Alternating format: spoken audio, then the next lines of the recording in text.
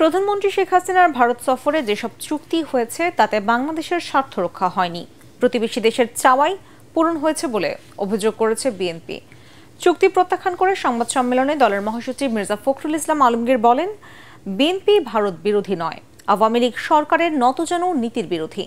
এ সময় বেগম খালেদা জিয়ার মুক্তি ও বিদেশের চিকিৎসার সুযোগ দেওয়ার দাবিতে কর্মসূচি নিয়ে মাঠে নামার ঘোষণা দেন তিনি। মুনিল হাসানের রিপোর্টে বিস্তারিত।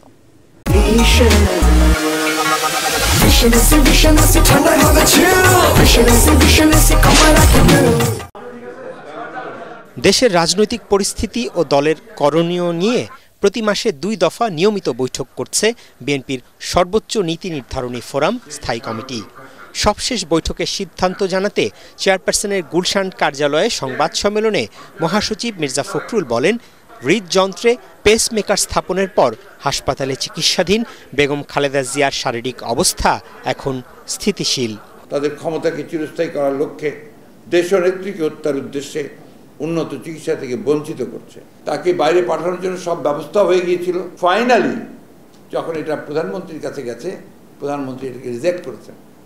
শুধু এটা নয়, আমরা বিভিন্ন মিশনগুলোকেও কাছে আমরা চিঠি দিয়েছিলাম, তারা চেষ্টা করেছে, তারা বারবার চেষ্টা করে ফেরত এসছে। দেশটির মুক্তির দাবিতে আন্দোলন গড়ে তোলার লক্ষ্যে অতি দ্রুত প্রয়োজনীয় কর্মসূচি প্রণয়ন করা হবে।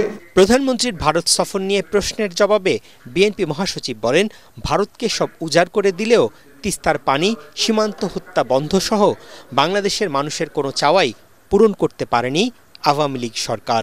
কানেক্টিভিটি নামে বাংলাদেশের অভ্যন্তরে ভারতের এক প্রান্ত থেকে আরেক প্রান্ত পর্যন্ত রেল যোগাযোগ, বাংলাদেশের জলসীমায় ভারতের অবাধ বিচরণ ইত্যাদি সমঝোতাগুলোতে বাংলাদেশের স্বার্থ ক্ষুণ্ণ হয়েছে। দরজা খোলা থাকবে, কানেক্টিভিটি হবে, কিন্তু আমার স্বার্থ নিয়ে হবে, আমার স্বার্থকে বিসর্জন দিয়ে হবে না, আমার পানিকে বাদ দিয়ে কোনো চুক্তি হবে না। আমাদের এই বক্তব্য, আমাদের এই আন্দোলন ভারতের বিরুদ্ধে নয়, এটা এই সরকারের বিরুদ্ধে।